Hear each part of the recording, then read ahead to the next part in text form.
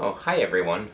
I'm Lewis. I was just in the middle of finishing up my morning prayers, and I'm here to talk to you about the basics of the practice. All sects of Buddhism can trace their origins back to one man, Shakyamuni Buddha, who was born over 2,500 years ago as a prince named Gautama Siddhartha in what is present-day Nepal. As a prince, Gautama was sequestered and forbidden to go outside the palace walls. The reason being that life inside the palace was very different than life outside the palace. As a young man, he snuck outside the palace and was shocked by what he saw. The four sufferings of mankind: birth, aging, sickness, and death, and it troubled him so much that he decided to find a way to relieve those sufferings. He renounced his princely status, left the palace, and began to wander through the subcontinent of India. He aligned himself with the gurus and the sages of the day, and yet found that none of them or their practices were able to relieve the sufferings of birth, aging, sickness, and death. One day, while he was in deep meditation, he experienced a profound shift in awareness, an awakening or enlightenment, and he realized how he could help lead all people towards the same state of happiness that he was experiencing. It was within this enlightenment or awakening that he discovered there's a condition of absolute happiness or Buddhahood that exists in all life and is for every one of us, regardless of social standing, gender, education, race, orientation, or any of the other prejudices of society. So let's fast forward about 2,000 years to Japan in the early 1200s. There, a monk named Nichiren Daishonin looked at all the suffering going on in his country, and there was a lot. Social unrest, social upheaval, and a lot of natural disasters. And he wondered why, in a country where people followed a variety of Buddhist teachings, no one was leading happy and empowered lives. So he set out on a mission to research all the Buddhist scriptures and find a way to lead all people towards happiness.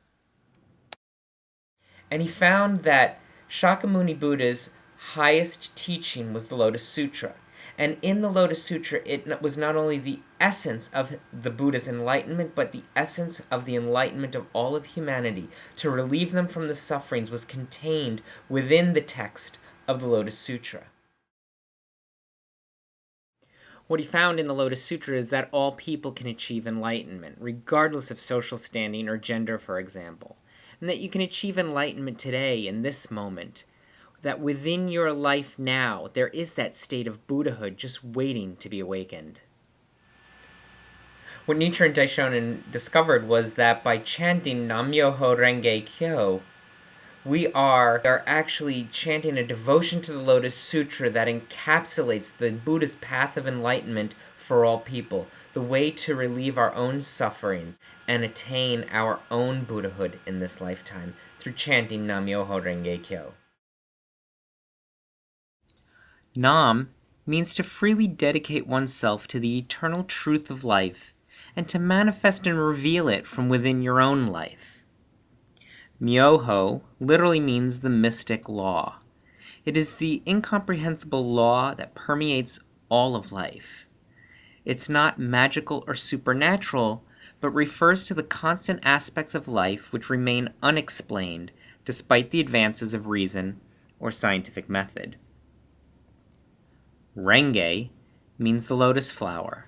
It's a symbol for simultaneous cause and effect, that there is no lapse of time between our present causes and their future effects.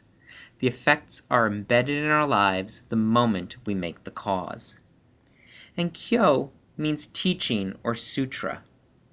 In Chinese, it means the link between past, present, and future, and in Japanese is also translated as sound or vibration. So that by chanting through the sound of our voice, we can link past, present, and future together. There's 3 legs to the tripod of Nichiren Daishonin's Buddhism. All 3 are essential and absolutely necessary to show real proof in our lives of our transformation and in developing the foundation for bringing out our enlightenment or Buddha nature. Those three principles are faith, practice, and study. Now, faith, what is faith? Faith is like the anticipation that there's going to be something good developing later on. With practice, this is a Buddhism of action, and in practice, we take action every day towards our empowerment, towards bringing out our Buddha nature, towards bringing out our compassion towards others. And the final leg of our tripod is study. Now, we study the letters that Nichiren Daishonin wrote to encourage his followers, and we use them to understand how our life is going to change and the positive results we can expect to happen as a result of this practice. As this meeting began, you notice that we were chanting facing a scroll. That scroll is called the Gohonzon. On that scroll, on the Gohonzon, are inscribed in Chinese characters all of the states of life that are present in any given moment. Here you can see all the states of life that are present in any given moment, and down the center are written the words Nam-myoho Renge Kyo. And what this says to me is that in any moment, within the center of any state of life I'm experiencing is my enlightenment, my awakening, my Buddhahood. And that awakening, that enlightenment, that Buddhahood can radiate out from every moment to illuminate any state and enlighten any state of life. As practitioners of Nichiren Daishonin's Buddhism, we're members of a lay Buddhist organization called the SGI, or Soka Gakkai International. And the Soka Gakkai International stands for the Society That Creates Value, and was founded by a man in the early 1900s who wanted to create value in society by promoting the ideas of compassion, peace, and empowerment for all individuals. Founding President Makaguchi, President Toda, and current SGI President Daisaku Ikeda are dedicated to bringing the message of the Lotus Sutra that all people can attain Buddhahood in this lifetime. Now, I know I've been talking about our natural, our inherent state of Buddhahood, the part of us that's compassionate towards ourselves and others. And sometimes in my own life, I feel like I have no compassion for myself. There are times I don't feel like I have compassion for other people. And so I question, how can there be Buddhahood? How can there be a state of Buddhahood within me if I don't feel this compassion in the moment? Is there something wrong with me? Am I broken in some way? Does it not exist for me?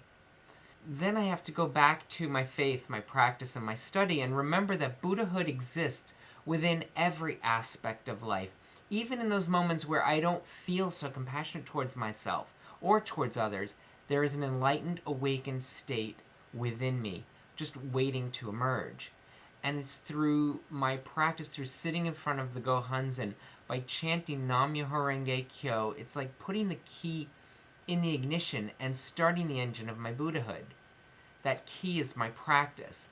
And by chanting Nam-myoho Renge Kyo, that Buddhahood, that state of life naturally emerges from within me.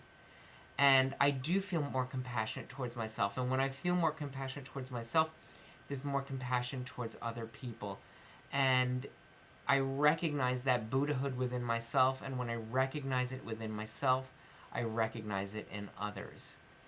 All through chanting Nam-myoho Renge Kyo.